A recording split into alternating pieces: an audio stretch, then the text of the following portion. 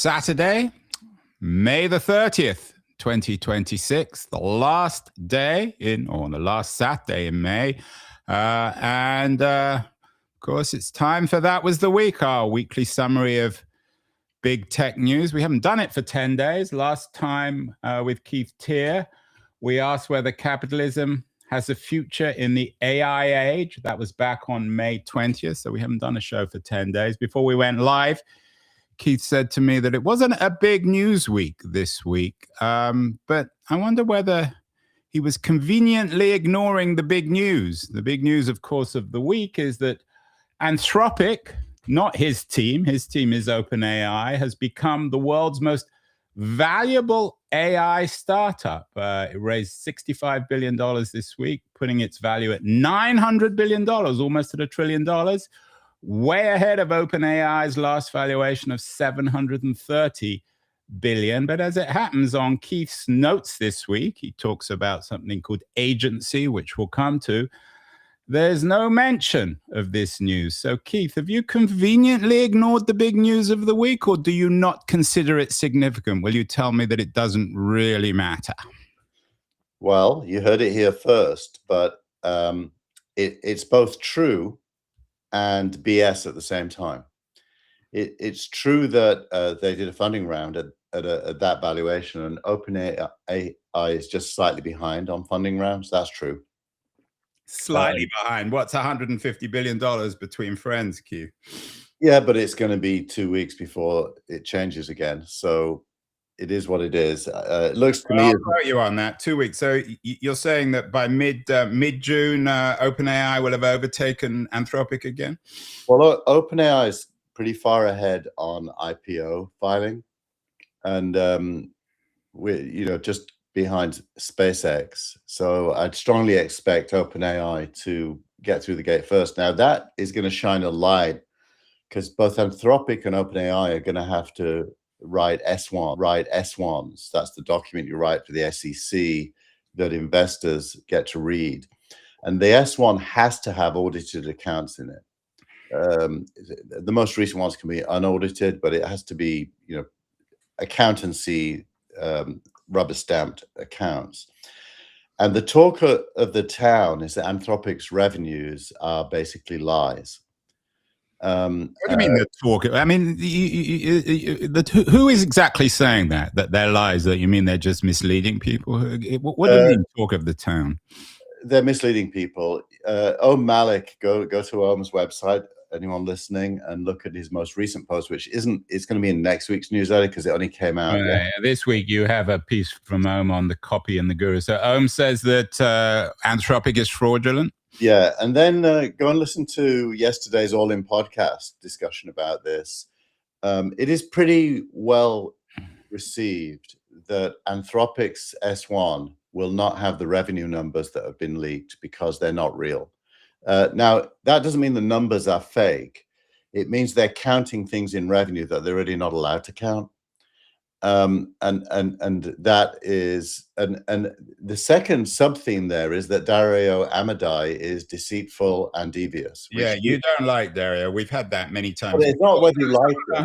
Hold on. But it's not about whether you like him. It's whether it's just factual. Can't we just have some love for OpenAI? Can't we credit them that they've done rather well? I mean, they're getting backing from Green Oaks, Sequoia, Altimeter, Dragoneer, the top VC firms. So presumably they've looked at their books. They're not going to pour billions of dollars in without actually knowing exactly what they're investing in. You're not wrong. That's a slightly different question than the one you asked, which is the competition with OpenAI. If you just asked me about Anthropic, they released Opus 4.8 2 days ago. Honestly, they're fantastic. Their stuff is fantastic. I just to give you a personal anecdote, at Signal Rank, we are moving to a regime where we have to have a third party value all of the holdings that we have in the index. So we can't do it ourselves anymore.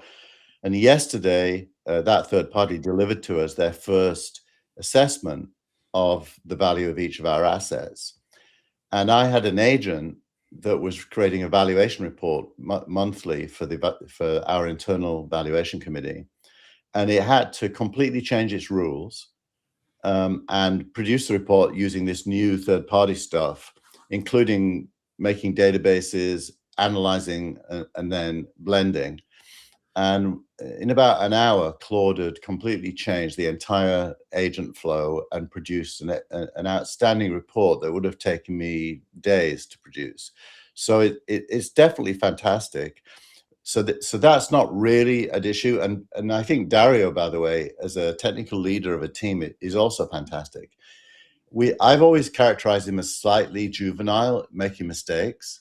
I do think that's also true, but it doesn't take away from the other stuff. Right. I mean, it comes to slipperiness or being juvenile. I'm not quite sure how he compares with either Sam Altman or Elon Musk. That's another question. Well, Altman's grown up. I mean, he really has. If you could use some dated stuff, but if you look at his actual statements, the last, I'd say 2 months, very different tone. Like this week, Altman talked a lot about UBI and jobs. And whereas Amadai is still fear-mongering about the devastation that's going to be wreaked by AI, Altman is saying UBI is not going to be good enough. What we need is ownership. So humans have to get ownership in the AI platforms in order that the wealth growth benefits them. And he's changed the narrative from UBI to ownership. And, you know, that's an interesting conversation. So I don't like the fanboy stuff. And you're right to characterize me as tending more towards Altman than Dario on the edge. That I've characterized both of them as not good leaders. And I think that. But you have to admit, Keith, I mean, I know it's easy for me to say this, and hindsight's always 2020, that a year or two ago, you always used to say on this show, oh, no one can catch OpenAI. They're going to be a 5, 10, $15 trillion company. They've already won. They've sewn up the revenue. Everyone's using them. They're the new Kleenex or Google or whatever AI brand, and that's wrong. I mean, Anthropic have overtaken them. Well, you're using the point on you know, Dario is certainly not the Pope. We'll come to the Pope later, but they've overtaken them, and their valuation has doubled in the last 6 months, whereas OpenAI seems a little stalled, to say the best. It's more than doubled based on leaked revenue numbers, and I'm predicting on this show that will come back to bite them. And but it's interesting, Andrew, because you're not one to normally take what VCs do as gospel. In this case, you're swallowing whole what the VCs are doing.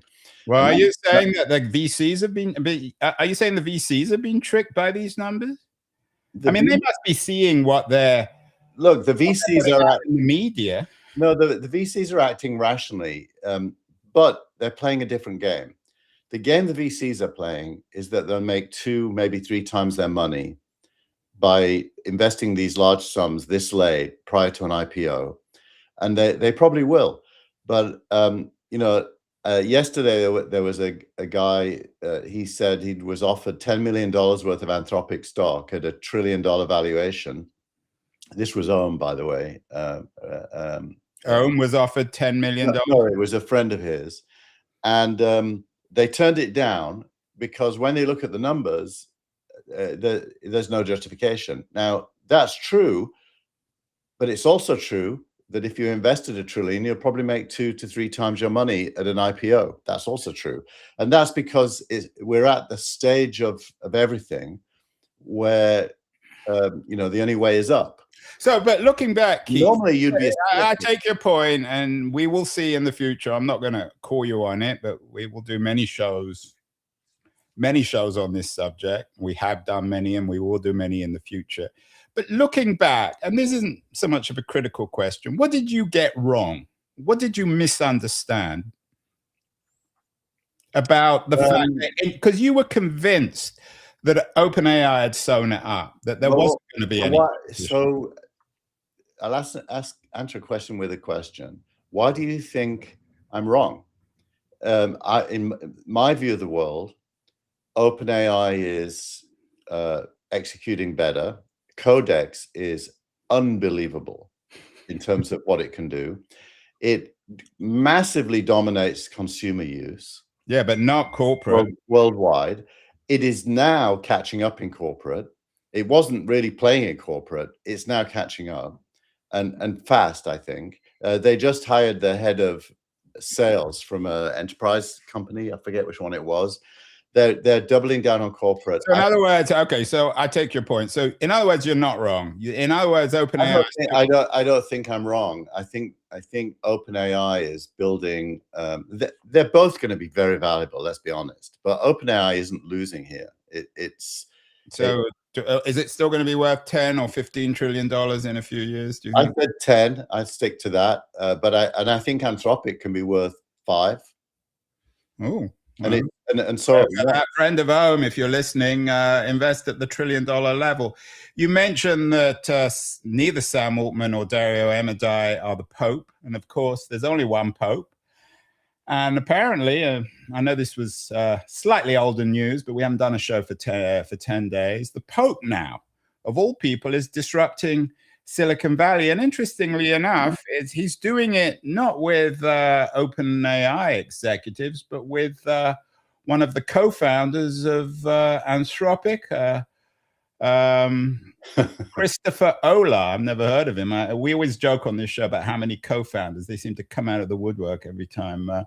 So what do you make of this, Keith? I know it's slightly older news, and it may have come in your newsletter the week before, but you included John Thornhill's excellent FT piece on Pope disrupting Silicon Valley. Is this a big deal? Well, you can learn from everything. So what do we learn from this? Firstly, we learned that Anthropic sent one of its founders to ask the Pope's help in protecting the world from AI.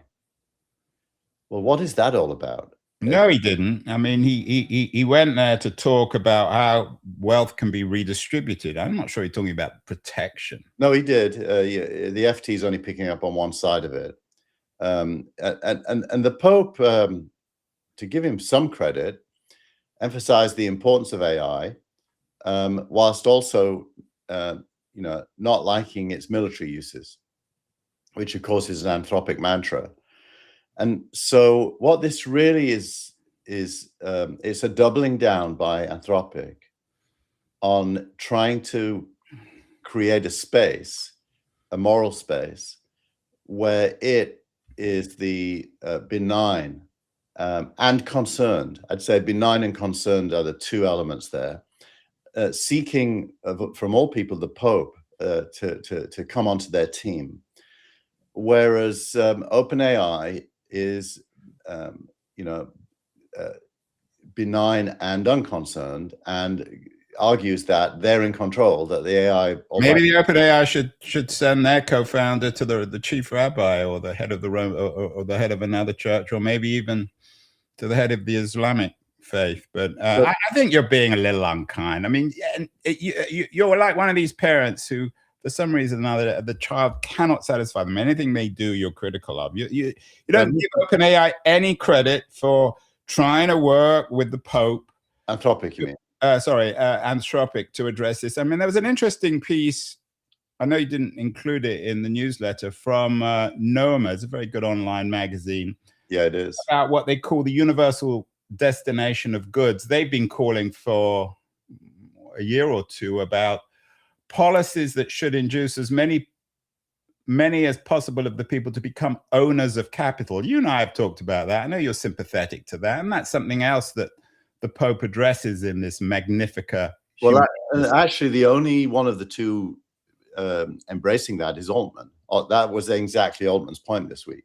So, well, maybe he should have sent someone to the Vatican, or maybe he should have shown up himself. Well, do you really think the Vatican matters? I don't. Well, it got a lot of press. Are you suggesting it's irrelevant? It's not really news?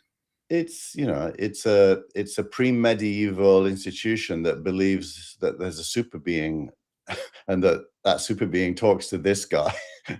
Well, except that it has a lot of political power and significance, that it's made significant news. And the fact, I mean, I agree with you in some ways, but on the other hand, the fact that the Pope of all people is getting involved in conversations about Silicon Valley, that the Pope, in Thornhill's words, is disrupting Silicon Valley, speaks of how this technology now, for better or worse, is so central to everything. Well, what really happened this week is the opposite, is that Trump blocked an AI bill that came from Congress on the grounds that he doesn't believe government stepping in to have a role in AI as an arbiter of what can be released makes any sense and will slow down America's development. And so, the real news of the week is the opposite of what Anthropic was asking for has happened, which is AI still got independent authority to determine its own future. Yeah, no, Anthropic hasn't done badly out of that. So we will see. This is an ongoing conversation, but Keith Teare clearly does not like, I'm not sure if it's Anthropic or it's just Dario you don't seem to like, but we will come back to that. Again, it's not about whether I like him. It's whether it's my assessment of him. Yeah, you don't think much of him. I think he's making some mistakes. Well, Dario, if you're watching, even if you're almost at $1 trillion, Keith Teare says you're making some mistakes. Maybe, will you give him some lessons, Keith? Private consulting, tell him how to run a company properly. I do a lot of that with founders, but he's not going to come and ask, is he? So would you do it for free? Maybe for some Anthropic stock? No, I do it for free. I enjoy it. There you are, Dario. Keith Teare will give you some free advice on how to run your company. Let's move on to your editorial this week about something called human agency, but it's, for people listening, can't see the screen, it's spelled Agentcy. It's not a typo. What does this word agency, Keith, mean for you? It's derived from a bunch of the articles that are in this week's newsletter that are talking about this step change in the use of AI. Thomas Tungers is one of the people writing about it, but there's several. Reid Hoffman talks about it, and Malik responds to Reid. Yeah, and the Tungers piece, skill distillation, I found very interesting. The Malik piece is called The Copy and the Guru, and Reid Hoffman features in a Wall Street Journal piece about digital twins. So it's an important issue this week. So what are they all arguing or agreeing or disagreeing on? They're disagreeing. Reid Hoffman, I think, is a little bit dated in describing AI as a digital twin, and he's created a digital Reid Hoffman, and I can't remember how you can go and use it, but you can go and ask him questions, and it sits on top of all of his body of work. He's a busy guy, Reid. He doesn't have time for you and I, so he's. But he sometimes responds to my email. He's actually a very nice fellow. He's a very nice fellow. I agree with you. Ohm reacts to that and saying, look, the purpose of AI isn't to be your digital twin. It's not to make many copies of you.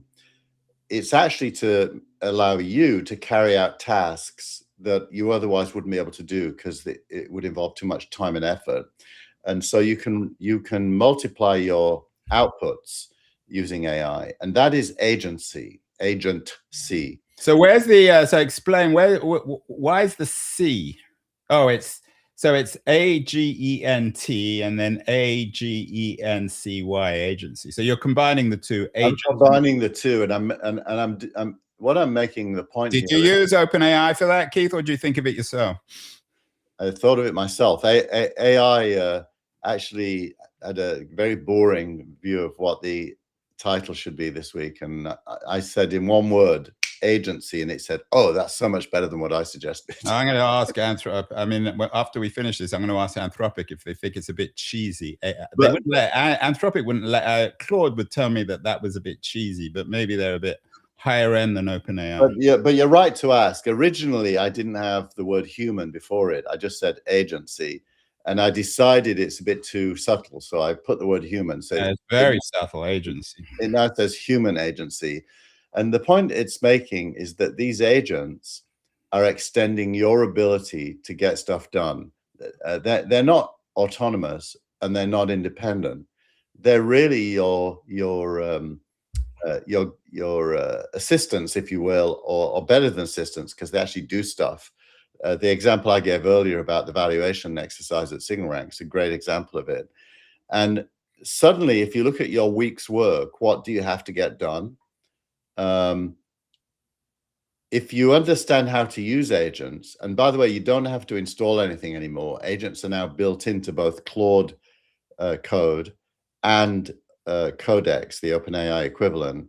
So you can tell them create agents for each subtask here, and it will do it for you, and the task will get done much more efficiently. So I said to you before we went live, I couldn't agree more with the own position or your position, but isn't it kind of obvious? And you said, no, a lot of people aren't using AI in that way. They're using it in a kind of, or they're seeking digital twins. How are most people using Claude or OpenAI? Well, it's interesting, Andrew. If you look at the user interface for the Claude app on a Mac, there's 3 tabs. The first tab is chat.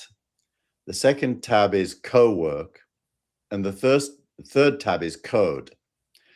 And chat is heavily dominant in use.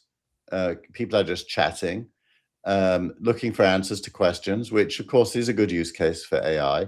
And it's better since it became less hallucinistic. Co-work, it's where it gets access to your browser and your, let's say, your word processor or your PowerPoint or your Excel or other tools, and can carry out work using all the tools on your computer. That's pretty powerful. Not many people are yet doing that. I mean, obviously quite a few are, but it's not the dominant use. And the third one, which is code, is what developers are using it for. And some non-developers who are learning to code for the first time, well, not learning to code, learning how to produce code using AI. So I think the middle one, co-work, actually ends up being super important, but is the least used of the 3. Yeah, you refer to the Tungus piece. He's one of your favorite writers, highly sophisticated guy in Silicon Valley, and he has a piece called Skill Distillation, and I'm quoting the intro. He said, "I've been using state-of-the-art models to teach small models running on my computer how I work. My personal agent based on Pi runs my inbox, my deal pipeline, my blog publishing, my calendar, and my research. It looks like a chatbot. It looks less like it looks less like a chatbot and more like a small operating system." So what I found interesting about this is he's clearly a highly sophisticated user, investor. He knows his tech. But this is the future, ultimately, Keith, for all of us, isn't it? I think so. Basically, you get surrounded by, a paraphernalia of stuff that makes you super efficient at getting stuff done. And he calls it some of us, at least. I mean, the Tunguses of the world, maybe the Keith Tears, but not everyone. But certainly people who know how to use it. Yeah, not everyone. I mean, my team at Signal Rank, I say, is pretty typical, and they all buy into AI. They all use. Well, I'm sure if they didn't, you'd fire them. Probably not, but they all use AI. But they look at my use slightly weirdly, I'd say. But the results are getting better and better and better. And so there used to be a lot of pushback on my use, and now there isn't, because the outputs justify doing it. Yeah. So I think it's a process. And so where will we be? I mean, Tungus, I mean, I said to you before we went live, it seems to me we're still in almost the pre-web browser moment in AI. Where are we going to be in 5 or 10 years? There's going to be software, hardware, interfaces that will just make this seamless, Keith, won't it? I think seamless, but to the point of this week's headline, I think it will become on Agency, spelled with a C and a Y and a T. I think it'll become very obvious that what we're witnessing is human evolution, not AI evolution. That AI is not a separate, autonomous, scary or dangerous thing. It's elevating humans to a new capability level. And therefore, this whole narrative, as if AI is something other, won't be able to survive, because as people use it, it becomes clear that it's your thing, not a thing. Yeah, although the Tunguses, as I said, of the world are going to be so far ahead. In 5 or 10 years, they'll be onto something else. We will see. It certainly speaks of the concentration of power. I mean, the Tunguses of the world are already powerful and wealthy. They're going to become even more powerful and wealthy. Your wife, Jeanette here, talks about the concentration of venture capital this week. No surprise. What's happening on that front? What does Jeanette tell us, Keith? Well, she's reporting the news, and the news is that a vast proportion of all the dollars being invested is coming, and this is true at every stage of investing, from less and less funds into less and less companies. And that therefore venture capital is not what it used to be. If you are a startup or a founder trying to attract capital at the seed stage, unless you fall into the Sequoia Capital, Andreessen Horowitz, General Catalyst, Lightspeed Ventures. Yeah, the people who just put all those billions of dollars into Anthropic this week. Yeah, unless you tick their boxes, it's going to be a struggle for you to raise capital. Now, last week when you were away, I wrote the editorial about venture capital, and I made the point that paradoxically, this may be a good thing. For who? Venture capitalists or entrepreneurs? Actually, for pensioners. What's big picture? Venture capital has not been returning money to the source, which is pension funds. Since 2021, investments are being lost, large amounts of money being lost, and funds underperforming. And so there was a liquidity crisis in venture capital. And paradoxically, the rise of AI and the concentration is the saving grace, because if you can invest hundreds of billions of dollars and in a very short space of time, because of IPOs, return 2 to 3 times your investment, that money will flow back to pension funds and ultimately will provide capital for the early stage funds as well as everyone else. And so what we might be witnessing here is a fix, not something broken, but actually a fix for the entire venture ecosystem. For that to be true, these IPOs have to happen, be liquid, and money has to be returned to the pension funds that originally gave it. That seems quite likely to happen. Yeah, I mean, certainly the IPO is supposedly later this year of Musk's conglomeration, SpaceX, whatever he calls it these days, OpenAI, and then Anthropic will be very interesting. But I think also Jeanette's point, and this has been happening for a while now, this concentration of power and wealth, of course, venture capital, but it's everywhere, which also it explains why the Pope has become involved in these conversations about figuring out, and I know you've often talked about this, about we've got to figure out ways of redistributing both power and wealth. So the fact that the Pope is involving himself in this conversation, even if it's with the help of Anthropic, is presumably a good thing, Keith, isn't it? It's a good thing if it translates into a real conversation about the future of society in a leisure-heavy world. That transformation hasn't happened yet. It's going to take a while. I mean, there is some skepticism. The Guardian wonders whether this Anthropic alliance, and they're a little skeptical like you, the alliance with the Pope on AI is a form of Vatican washing, which is an interesting way of putting it. Yeah, two things can be true at the same time. I think probably there's truth in that. It feels as if Anthropic is highly strategic in what it chooses to do based on its internal needs. Neither Anthropic nor OpenAI can yet be trusted with a societal level narrative. So who do we trust then? And there was a piece in The Verge which you connected to an interesting interview with Sundar Pichai, the CEO of Google. Can we trust the grown-ups? I mean, Sergey and Larry joked about bringing a grown-up in when they brought in Eric Schmidt to run the company at the beginning of the century when they became a real company. Is Google, maybe Amazon, maybe Microsoft, are they the grown-ups? Are they more trustworthy on this front? I'd characterize Google as the most capitalist of them all. In a good or a bad way? Both. Look, here's the question that needs to be answered.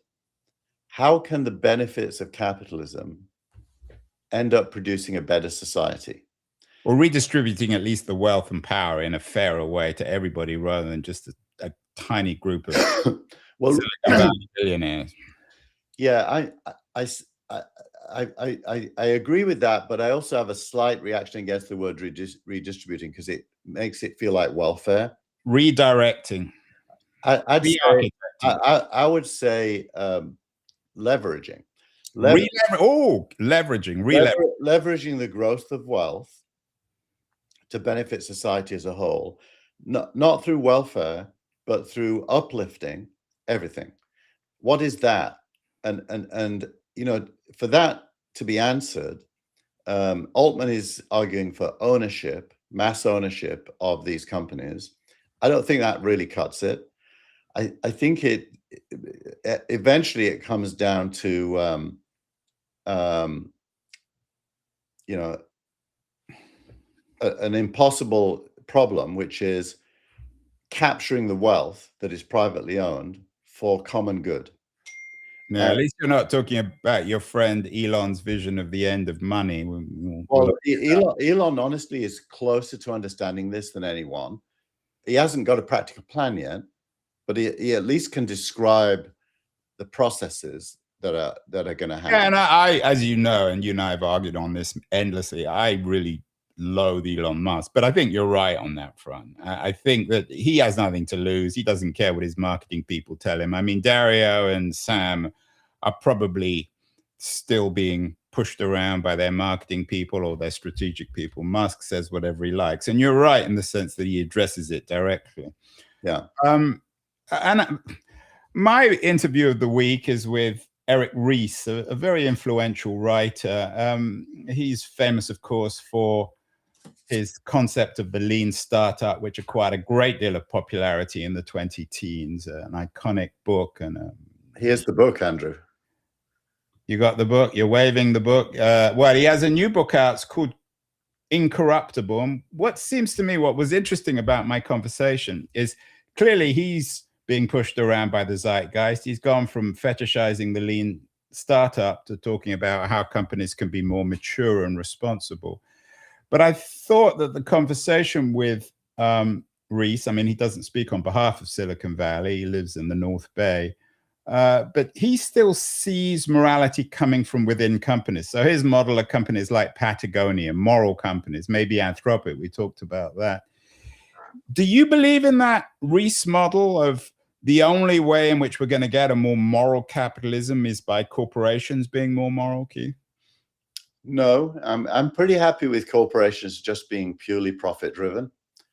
Of course, there's limits to what you can do. The law governs that in pursuing profit.